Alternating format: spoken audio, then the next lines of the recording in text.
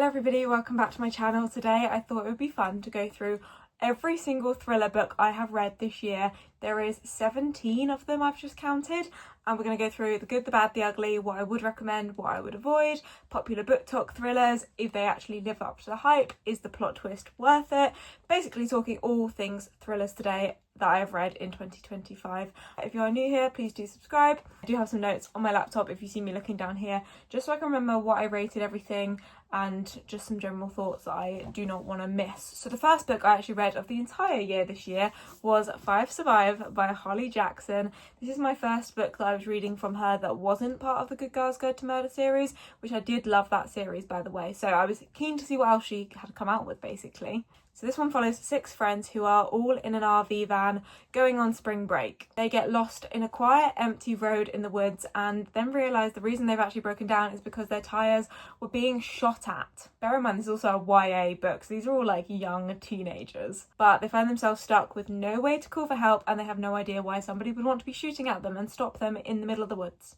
Then somebody with a sniper starts sniping at them through the RV van, so they're doing crazy things to like try and block the windows, and a walkie-talkie gets left outside of this RV van and they are able to communicate with the sniper through this little walkie-talkie. The guy with the sniper ends up telling them that 1 out of 6 of them has a dangerous secret they need the answer to. And if they don't spill this secret by sunrise, everybody will die.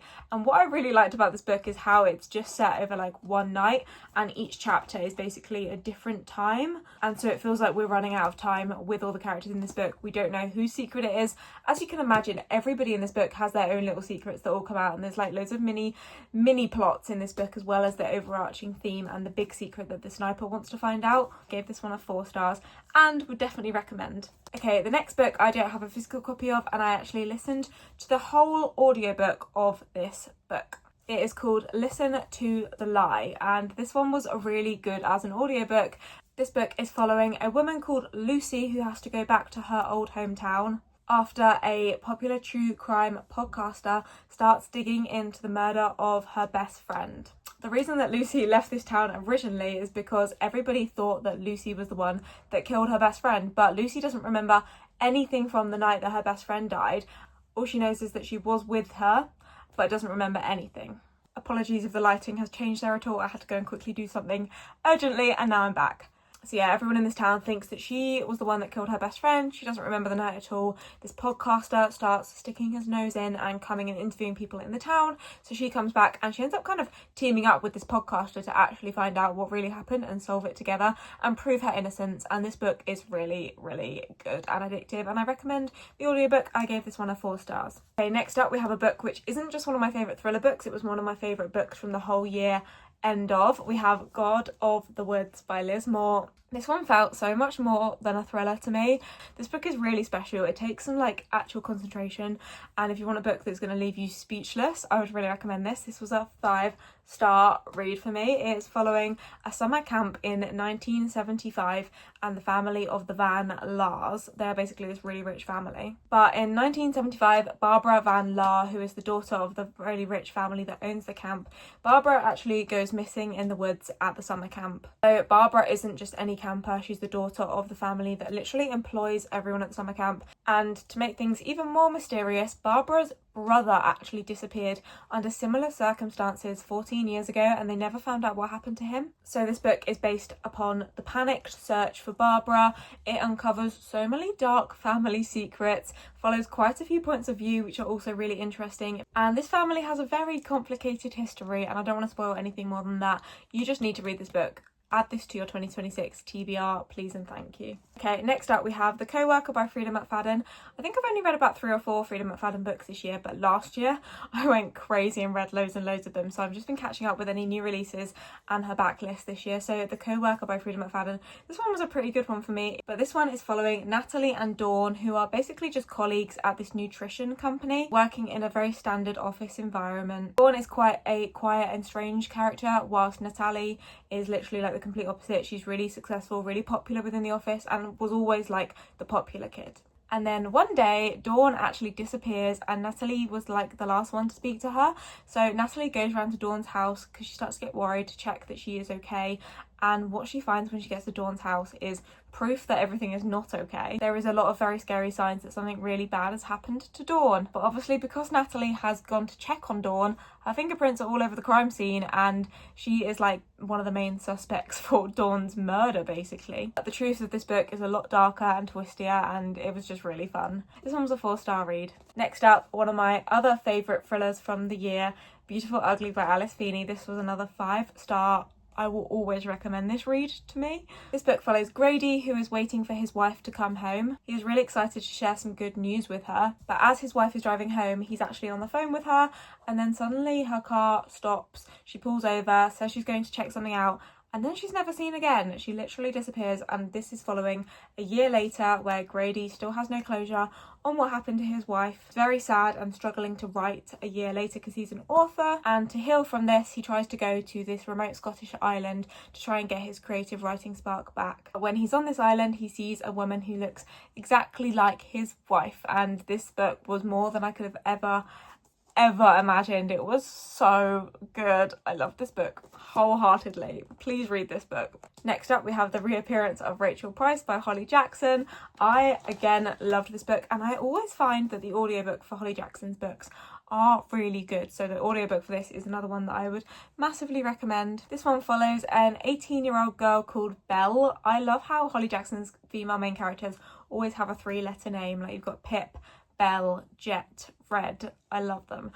So 18-year-old Belle has always lived in the shadow of her mother because her mother disappeared when she was only a child. But she was literally 2 at the time of her disappearance, and she was the only one there when she disappeared. So Belle actually saw what happened with her own eyes, but obviously she was way too young to understand what was going on at that age, and no one could get from her what happened. Anyway, everyone thought that her mum, Rachel Price, was dead, and everyone's kind of just starting to move on until their dad ends up agreeing to do this like documentary series on what happened to them. Belle doesn't want to be a part of this. She literally just wants to leave that part of her life alone. Anyway, whilst they're filming this documentary and going back and trying to figure out what happened to her, Rachel Price reappears, and she claims that she was held up in a basement for 16 years, literally not knowing where she was, who was keeping her captive. But Belle thinks something is a little bit sus, and Belle doesn't believe her mum. So we have to figure out, alongside Belle, if her mum is telling the truth or not, whilst this documentary is being filmed as well. Okay, next up, I do have the physical copy of this, but I couldn't find it, so Hidden Pictures by Jason Rekulak. This one was one that I'm not going to talk on massively because I wouldn't recommend it, but I know it's such a popular one, and it's one of the first like thrillers I've read that's meant to have like paranormal aspects to it.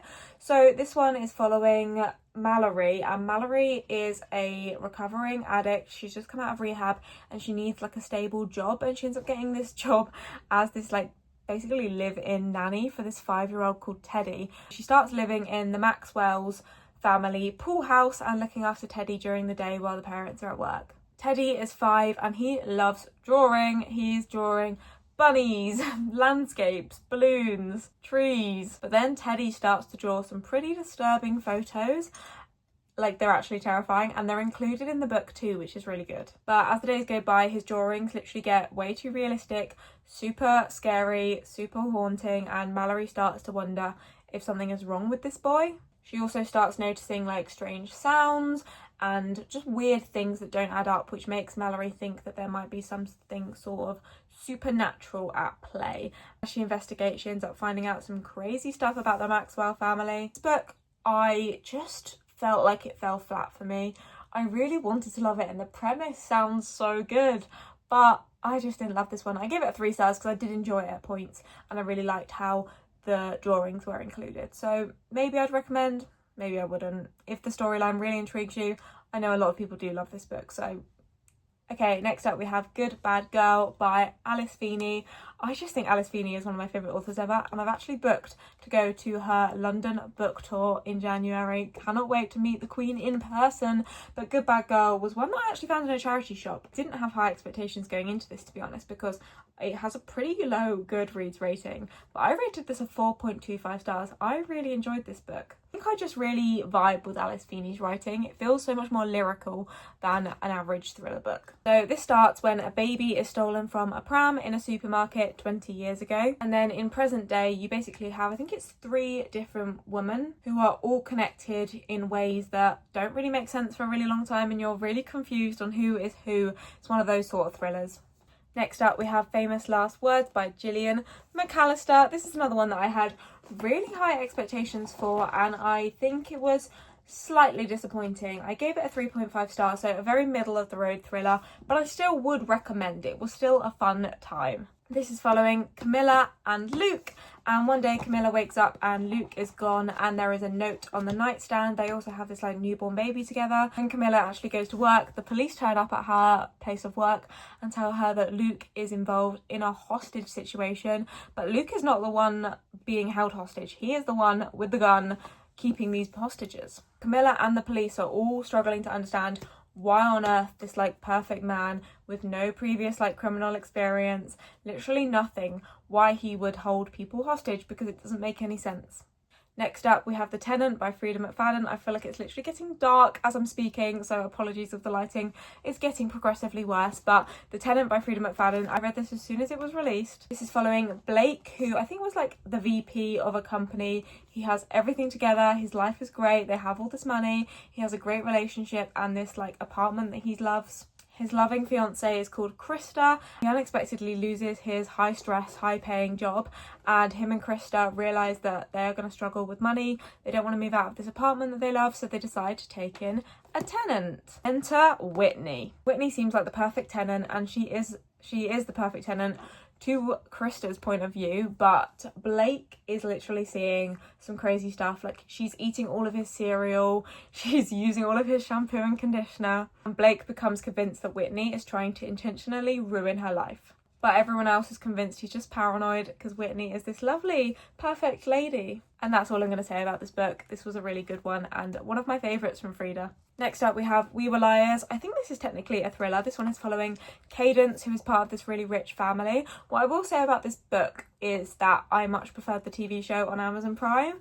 I think the TV show was amazing, and I read this just before it was released, but I didn't love the book, to be completely honest. But the series, insane. The family spends every single summer together on this private island, and her cousins and her siblings all call themselves the Liars. And then one summer, Cadence has this terrible accident that basically leaves her with amnesia. She doesn't remember the entire summer beforehand, and nobody will tell her what happened the summer beforehand. She has to try and remember it on her own, and obviously at the end she does remember what happened, and it is a big plot twist, to be fair, but I just didn't love the execution of this book. But definitely recommend the Amazon series. Looks like then I picked up another Freida McFadden, The Perfect Son.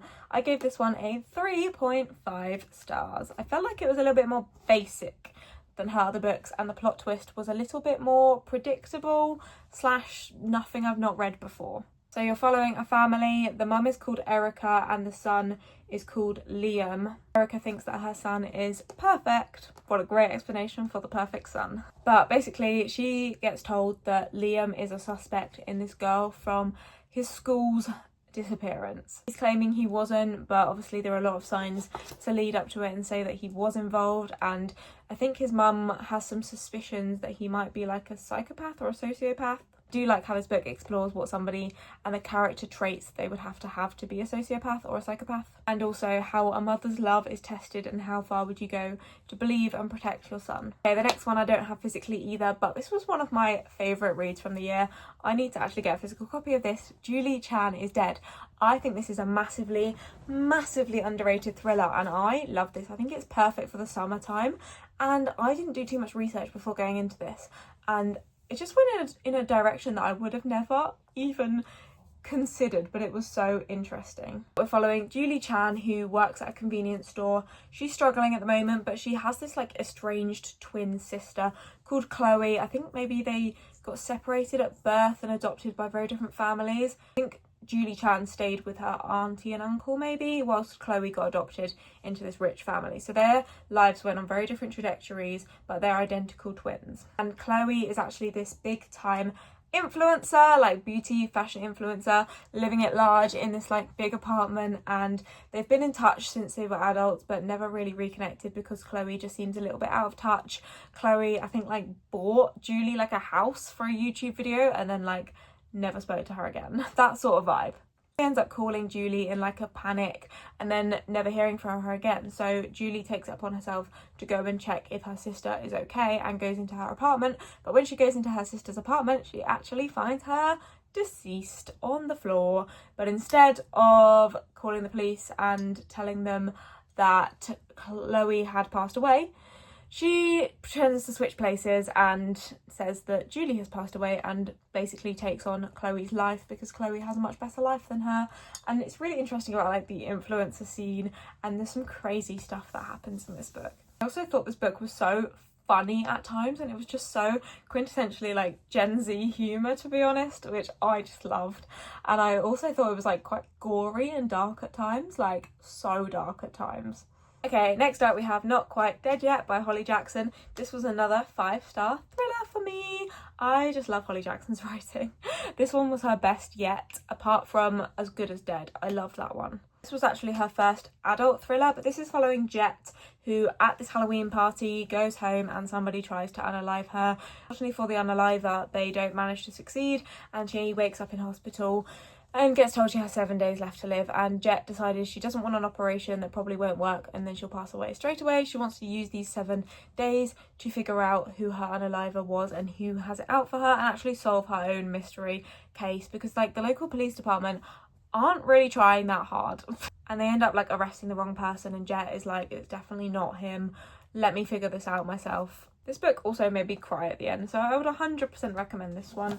I especially think it's a really good one to read around Halloween. I know that's just been and gone, so maybe save it till next year. But Lisa Jewell's new book, Don't Let Him In, another 5-star read. This was insanely good. So this book is following a few points of view, but one of the main ones is a woman called Nina Swan. And Nina starts to receive messages and even start dating this new guy after her husband passed away. This guy claimed to know her husband and be one of his friends, and that's why he reaches out in the first place, but then they kind of have a bit of a connection and start dating. And this man is called Nick. He seems like the perfect husband, charming, generous, kind, literally everything she needs him to be. But Nina's daughter always has her suspicions and didn't really like him from the start. So Ash, the daughter, starts basically doing some digging on him and finds out he has a very dangerous side. And this book was terrifying. Like, it's made me terrified of all men. So that's great. But this book builds suspense so well from multiple points of views, multiple timelines, and the way it comes together at the end is just crazy good. Next up we have The House Across the Lake by Riley Sager. I literally hate how the lighting is going right now. I'm so sorry it's gone so yellowy, but hopefully you'll still enjoy me talking about thriller books. Yeah, The House Across the Lake, I don't want to talk about this book because I kind of hated it.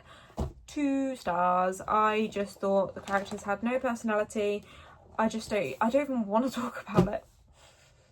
I did do a whole reading vlog of this in Reading Autumnal Releases if you'd like to see my thoughts, but I just don't want to get angry talking about that book because it was so bad in my opinion.